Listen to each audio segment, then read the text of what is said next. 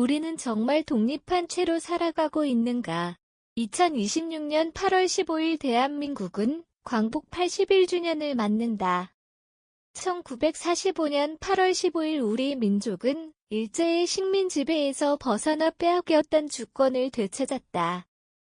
거리에는 태극기가 나부꼈고 사람들은 서로를 부둥켜 안았다.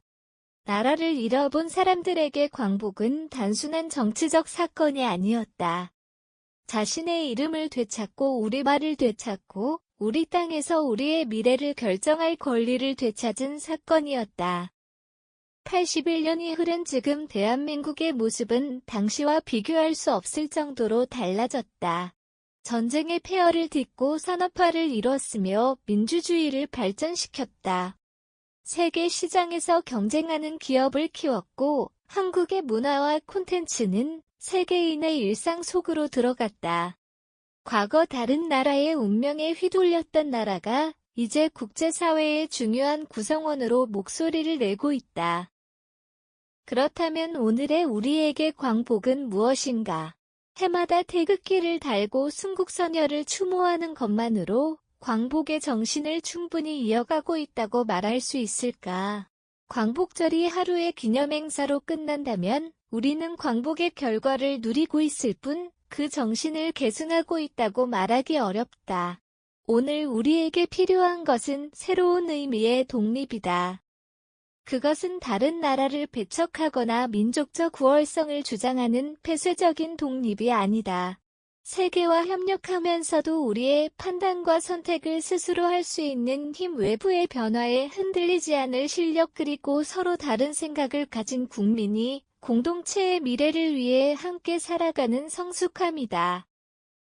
81년 전에는 나라의 독립이 시대의 과제였다면 지금은 우리 사회와 개인의 정신적 독립이 중요한 과제가 됐다. 기억하지 않는 광복은 하루의 기념일로 끝난다. 광복은 문자 그대로 빛을 되찾는다는 뜻이다. 1945년 8월 15일은 일제의 식민 지배가 끝난 날인 동시에 우리 민족이 스스로 나라의 미래를 만들어갈 기회를 다시 얻은 날이었다. 정부 기록에서도 광복은 단순히 어느 날 갑자기 주어진 사건으로만 설명되지 않는다.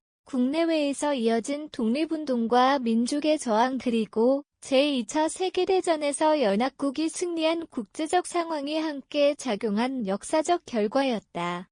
독립운동가들은 자신이 독립된 나라에서 살아갈 수 있을지 알 수 없는 상황에서도 싸웠다. 그들에게 독립은 개인의 성공보다 앞선 가치였다. 자신에게 돌아올 이익을 계산해서가 아니라 다음 세대만큼은 나라 없는 국민으로 살아가게 해서는 안 된다는 믿음이 있었기 때문이다. 바로 이 지점에서 오늘의 우리는 광복을 다시 바라볼 필요가 있다. 역사를 기억한다는 것은 과거에 머무는 일이 아니다. 과거의 선택을 통해 현재의 판단 기준을 세우는 일이다. 독립운동가들의 이름과 업적을 외우는 것만으로 기억이 완성되는 것도 아니다. 그들이 왜 자신의 삶을 걸었는지 생각하고 그 가치가 오늘 우리의 삶에서 어떻게 이어져야 하는지를 묻는 것이 진정한 기억이다. 광복절이 다가오면 태극기를 달고 기념식을 한다. 그것도 중요하다. 그러나 더 중요한 것은 8월 16일 이후이다. 광복절 다음 날에도 우리는 대한민국 국민이다. 거리에 태극기가 내려간 뒤에도 자유와 책임, 공동체와 주권의 가치는 계속돼야 한다. 광복절의 진정한 의미는 8월 15일 하루를 어떻게 보내느냐보다 나머지 364일을 어떤 국민으로 살아가느냐에 달려있다고 볼 수 있다. 경제와 기술의 시대, 새로운 독립은 자립의 힘에서 시작한다. 오늘날 국가의 독립은 영토와 국경만으로 완성되지 않는다.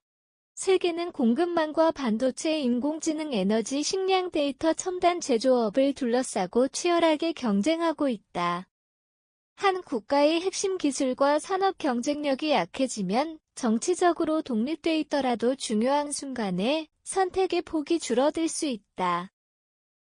그렇다고 모든 것을 국내에서 생산하고 세계와 단절하자는 이야기는 아니다.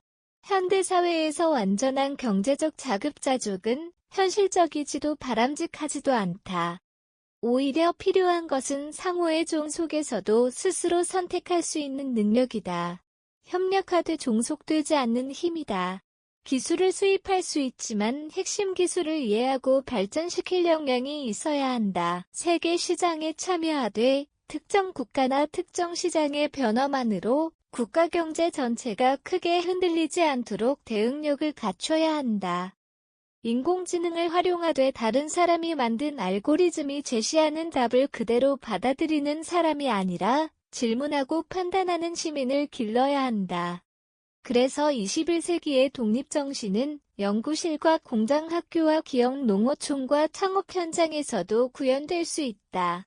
연구자가 새로운 기술에 도전하는 일기업인이 세계 시장을 개척하는 일정년의 실패를 두려워하지 않고 새로운 사업을 시작하는 일농업인이 변화하는 환경에 맞춰 경쟁력을 높이는 일교사가 학생들에게 스스로 생각하는 힘을 가르치는 일 모두 대한민국의 자립 역량과 연결된다.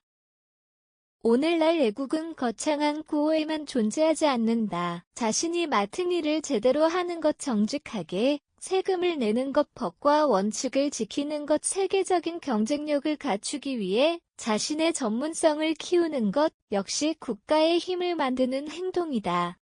독립은 남에게 의존하지 않는 고립이 아니다.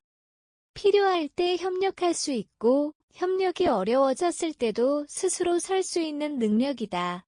이것이 우리가 광복 81주년에 새롭게 생각해야 할 자립의 정신이다. 갈등을 넘어 공동체를 지키는 것도 오늘의 독립운동이다. 그러나 경제와 기술의 경쟁력만으로 좋은 나라가 만들어지는 것은 아니다.